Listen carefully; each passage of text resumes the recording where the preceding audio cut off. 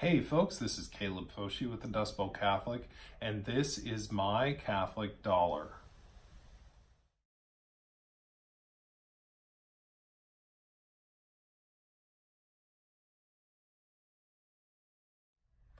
All right, so this week we're continuing on our path through the 7 mansions with St. Teresa's interior castle, and we're using them as guidelines to set us up on a road to success when it comes to financial things. All right, so seeing the opening title card where it says $1,000, a lot of you probably just clicked off or their eyes glazed over or whatever because you're like, where am I going to get $1,000? I'm in debt.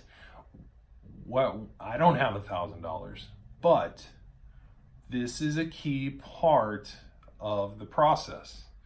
Because, think about it, if you had $1,000 in the bank and you knew that Junior, when he falls off and breaks his arm, or when you get your flat tire and you have to replace that tire, if you knew that you had that money right there and you could grab it at a moment's notice, how much better would you sleep?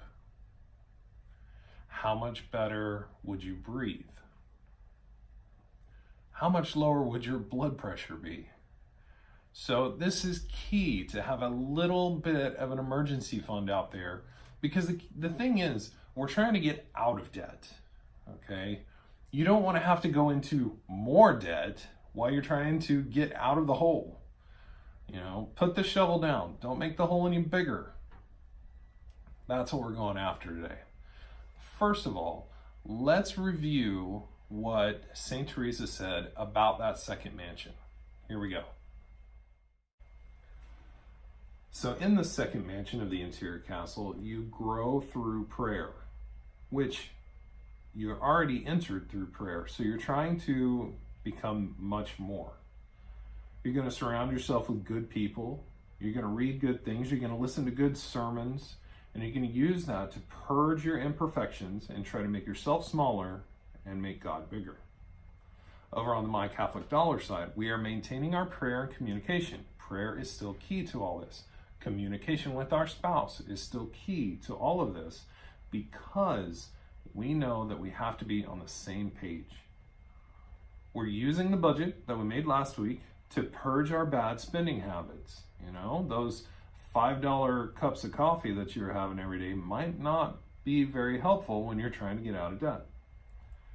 And this week, we're going to grow our $1,000 emergency fund. So again, that emergency fund, this is a key step in this whole process. But does the Bible say anything about this? Let's take a look at that as well. Here we go. So in the book of Proverbs, chapter 6, it actually points us to look at the ant. It says, "Go to the ant, O sluggard, consider her ways and be wise. Without having any chief, officer, or ruler, she prepares her food in the summer and gathers her sustenance in the harvest." So we've talked before about how, you know, the differences between people and God's other creations, but we never said that you couldn't take the good parts of nature and incorporate them into your own life. And so think about that. Ants, bees, things like that, they all gather stuff so that in the lean times they have some sustenance, you know, especially bees. Think about honeybees. You know, they spend their entire spring and summer and part of fall to create and store up as much honey as possible. And then during the winter, a bee actually never leaves its hive because they know it will die. Okay. Anytime it gets below 60 degrees, bees will die. So they all huddle together and they actually vibrate. And that's how they maintain their warmth, and they have their food right there that they spent all year storing up. So during bad times, having a little bit stored up will help tremendously. Let's look at another one. Here we are in 1 Corinthians with the early church. It says, "On the first day of the week, each of you is to put aside something and store it up as he may prosper." So here we have St. Paul writing to the early church and saying, we're already in enough of a bind. We're already being persecuted. The Romans are trying to kill us all. Don't make it to where we have to worry about taking care of you when something happens. Okay. Now, the church is always there to worry about you and help out when something happens. But he's trying to tell you, don't be a burden if you don't have to be. Put something aside, store it up so that when something does happen, because it always will, there will always be issues, then you don't have to worry quite as much. So, we've looked at Proverbs with King Solomon. We've also looked at the New Testament, which is the early church. Let's go back again to the Old Testament and do a couple more references. Here we go. In the book of Sirach, a Catholic-only book, once again, it says, in the time of plenty, think of the time of hunger, and in the days of wealth, think of poverty and need. Staying in Sirach, chapter 29, store up almsgiving in your treasury, and it will rescue you from all affliction. More than a mighty shield and more than a heavy spear, it will fight on your behalf against your enemy. So, much like the ant, we have to think of times in need. And then also, having that little bit set aside, it will protect us better than anything else. You know, you always have access to charity, but by making a situation to where you don't have to rely on that charity, it's like a warm blanket. You know, yes, you always rely on God's providence, but to make sure that you don't have to rely on somebody else, think of the dignity that gives you. It's just like when you've lost your job or you've been out of work and you finally get that job, how much better you feel. If you had $1,000 in your bank account right now, how much better would you feel? Okay. So let's talk about where we're going to get this $1,000. Okay. And for that, I have 3 suggestions. Okay. First of all, you're going to sell everything you haven't touched in a year. Okay. If you haven't touched something in a year, aside from, grandma's wedding dress or something like that, you don't need it. Okay. And you're going to take this to an extreme. I've referenced Dave Ramsey a lot. If you ever listen to him, he says something similar to this, but you're going to sell so many things that the kids think they're next. Okay. So in past weeks, we've actually talked about the stuff as a part of our homework.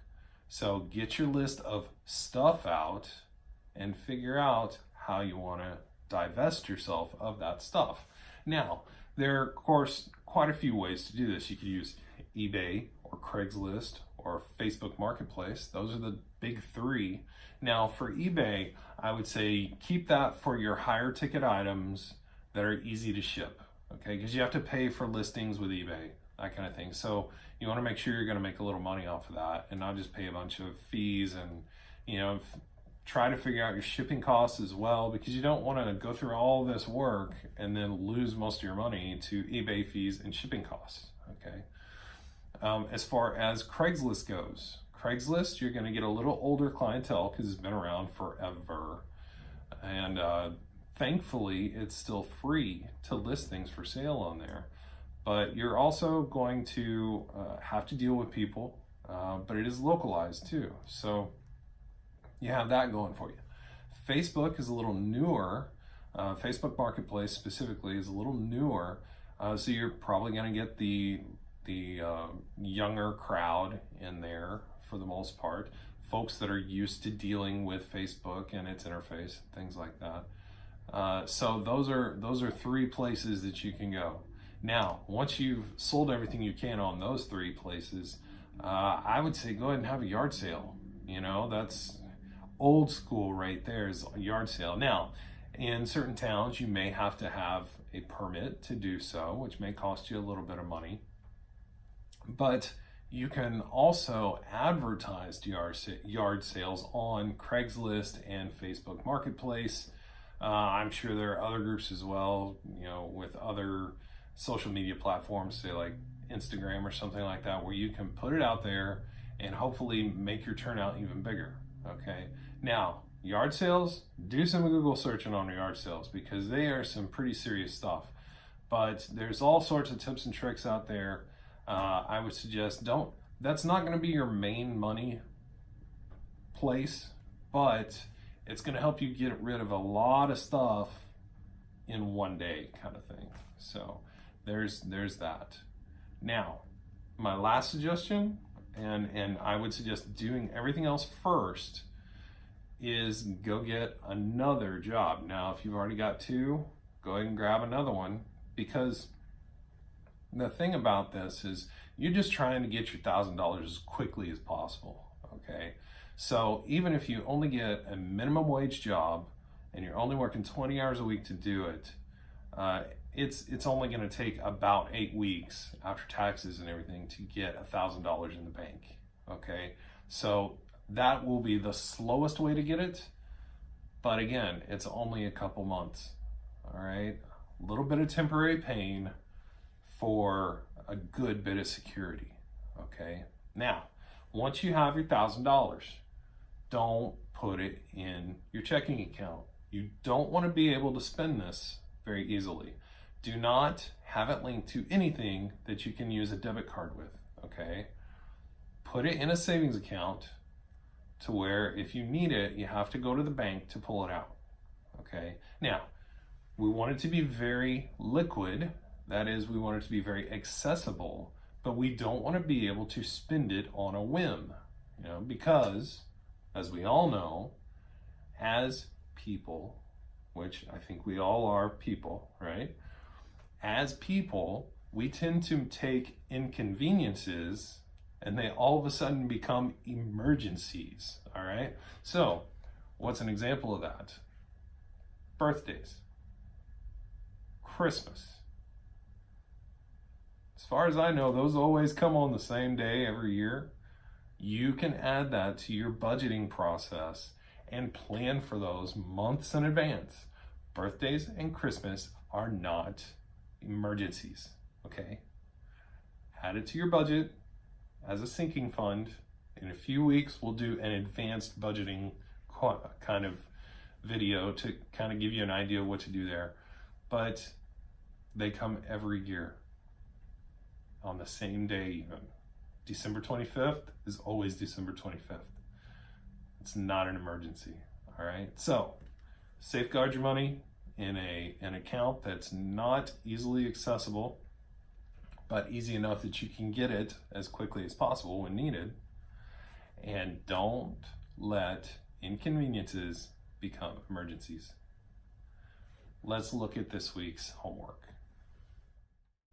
We are still going to prayer and calling upon Saint Teresa.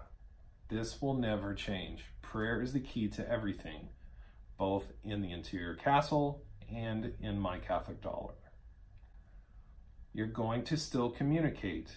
Much like prayer, this is the key to success. You and your spouse have to be on the same page. You have to be working together. And when it gets lonely, because you can't go eat at the office luncheon on a whim or whatever, you two need to lean on each other and help support each other. And number 3, you're going to get to work. You're going to raise that $1,000, whether it be a yard sale or Craigslist or even grabbing another job. I'm Caleb Foshi with the Dust Bowl Catholics My Catholic Dollar. Be sure to subscribe, like, share, and give us a comment down below. Let us know how you got your $1,000. We'll see you next week, and until that time, be not afraid.